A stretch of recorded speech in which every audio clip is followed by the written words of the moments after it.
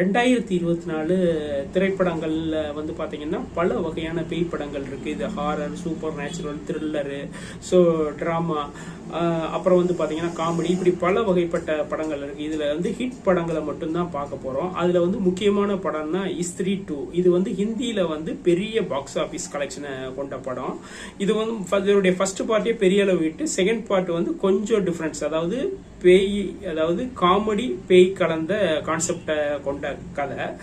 பெண்கள் நடமாடுறத வந்து குறி வைக்கிற பேய். ஸோ இந்த பேய் வந்து எப்படின்னா, பெண்களுடைய ஆடை சுதந்திரத்தை பேசுற பெண்களை குறி வச்சு கொள்ற பேய். ஸோ இப்படிப்பட்ட கான்செப்ட்ல இதுல வந்து நகைச்சுவை எல்லாமே வச்சு ஒரு மிக்ஸ் ஃபார்முலாவா கொடுத்துருக்காங்க. இதனுடைய பெரிய பிளஸ் என்னன்னா CG, VFX, artist working. So இதெல்லாம் வந்து இந்த படத்துடைய பெரிய பிளஸ். ஹீரோ எப்படி தன் நண்பர்கள் உதவியோட பேயை வந்து முடிக்கிறாருன்ற கதை. ஸோ அடுத்த பார்ட்டுக்கும் இவங்க வந்து பிளான் போட்டிருக்காங்க. இந்த படம் வந்து பார்க்கலாம். முஞ்சியா, இதுவும் வந்து என்னன்னா ஹிந்தியில வந்த பேய் படம் தான். இதுவும் பெரிய அளவு ஹிட் கலெக்ஷன் படம் தான்.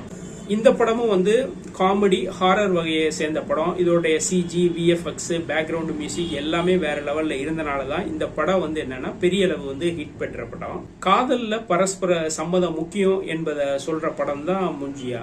ஸோ இதுல வந்து பாத்தீங்கன்னா அந்த பேயுடைய சிஜி இதுதான் வந்து பாத்தீங்கன்னா இந்த படத்துல வந்து பெரிய பிளஸ்.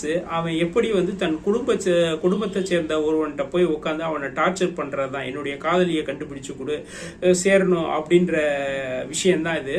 இதை வந்து என்னன்னா கதையோட கான்செப்ட் வைஸும் சரி, இது எடுக்கப்பட்ட விதமும் சரி, அதுக்கான வந்து ஹார்ட் ஒர்க்கும் சரி, இதுதான் இந்த படத்துடைய பிளஸ். இது வந்து தமிழ் டப்பிங்லயே வந்து கிடைக்குது. தமிழ்ல வந்து பாத்தீங்கன்னா பேச்சி, அரண்மனை 4, இந்த 2 படத்தை பத்தியும் நம்ம விரிவா வந்து விமர்சனம் போட்டிருக்கோம். அதோடைய லிங்க் வந்து கீழே உங்களுக்கு கொடுக்குறேன். ஸோ இந்த 2 படங்களும் பாத்தீங்கன்னா தமிழ் சினிமால வந்து ஒரு நல்ல வரவேற்பு பெற்ற படம். எக்ஸ் ஹூமா. ஸோ இந்த படம் வந்து பாத்தீங்கன்னா ஒரு ஹாரர் மிஸ்ட்ரி வகையான கதை. இறந்த முன்னோர்கள், அதாவது ஒரு வீட்டில் வந்து ஒரு குழந்தை வந்து பிறக்குது. அந்த குழந்தை வந்து என்னன்னா தொடர்ச்சியான அழுகைக்கு என்ன காரணம் அப்படின்றப்ப வந்து முன்னோர்களுடைய சாபம், முன்னோர்களுக்கு வந்து மரியாதை செலுத்தணும் அப்படின்னு சொல்லப்படுது. ஸோ எப்படி வந்து என்னன்னா அதுக்கு என்ன விஷயம் பண்றாங்கன்னா, ஸோ இறந்த உடலை வந்து மரியாதை பண்ணணுன்ற விஷயம் வந்து நடக்குது. ஸோ நடக்கிறப்ப ஏற்படக்கூடிய விபரீதமான விஷயம்தான் படத்துடைய கதை. ஸோ இந்த படத்துடைய வந்து பேக்ரவுண்ட் மியூசிக் வந்து வேற லெவலா இருக்கும். படம் எடுக்கப்பட்ட விதமும் சரி, இது நீங்க வந்து தெரியாத லாங்குவேஜ்ல வந்து பாக்குறப்ப உங்களுக்கு வந்து ஒரு மாதிரி போர் அடிக்கும். ஸோ இது வந்து தமிழ் டப்பிங்லேயே இருக்கு. இந்த கதை வந்து சொல்லப்பட்ட விஷயமும் சரி, அதோட ஃபீலிங்கும் சரி, படம் பாக்குறப்ப நம்மளுக்கு வந்து ஒரு எதிர்பார்ப்பை உண்டாக்குது, ஒரு பயத்தை உண்டாக்குதுன்னு சொல்லலாம். இந்த படம் பார்க்கலாம். ஸ்மைல் 2 ஹாரர் மிஸ்ட்ரி வகையை சேர்ந்த படம். நவோமி ஸ்காட் நல்லாவே நடிச்சிருக்காங்க இந்த படத்துல. இந்த படத்துல வர்ற ஒவ்வொரு கேரக்டரும் சரி, அதுக்கான விஷயங்கள் வந்து நல்லா ஸ்கெட்ச் போட்டு நல்லா ஒர்க் பண்ணிருக்காங்கன்னு தான் சொல்லணும்.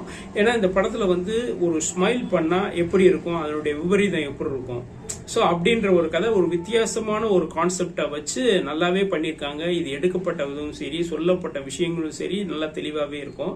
படம் நம்பி பார்க்கலாம். டெத் விஸ்பர் 2 தாய்லாந்தை சேர்ந்த படம். ஹாரர் சூப்பர் நேச்சுரல் வகையை சேர்ந்த படம். மரத்துக்கு பின்னாடி உள்ள ஒரு கருப்பு ஆவியை வேட்டையாடுறது தான் கதை. ஸோ அந்த கருப்பு ஆவி வந்து என்னன்னா சிலரை கொல்லுது. அப்புறம் பின்னாடி ஏற்படக்கூடிய பிரச்சனை, ஹீரோயினோட நெருங்கிய உறவினர்கள் வந்து அகப்படுறாங்க. எப்படி வந்து என்னன்னா அந்த கருப்பு ஆவியை கொல்றாங்க அப்படின்ற விஷயத்த வந்து சொல்லப்பட்ட விஷயமும் சரி. இது எப்படின்னா ஒரு பட்ஜெட்ல எடுத்திருக்காங்க. அந்த பட்ஜெட்டுக்கு என்ன நியாயம் செய்யணுமோ அப்படி செஞ்சிருக்காங்க. இந்த படம் பார்க்கக்கூடிய வகையில தான் இருக்கு. த கார்ப்ஸ் வாசர், இது ஒரு இந்தோனேஷிய படம். ஹாரர் சூப்பர் நேச்சுரல் வகையை சேர்ந்த படம் தான்.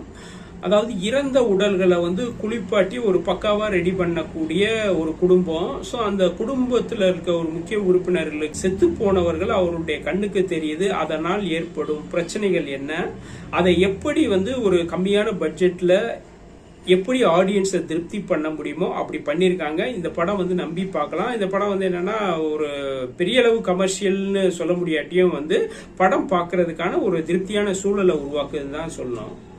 டாரட் ஹாரர் சூப்பர் நேச்சுரல் வகையை சேர்ந்த படம். இந்த படம் வந்து என்னன்னா ஒரு கும்பலா சேர்ந்து ஒரு சீட்டு கட்டு விளையாடுறாங்க. அப்ப அதுல இருந்து வந்து தீய விஷயங்கள் நடக்குது. ஸோ அது பின்னாடி எப்படி முறியடிக்கப்படுகிறது அப்படின்றத கதை.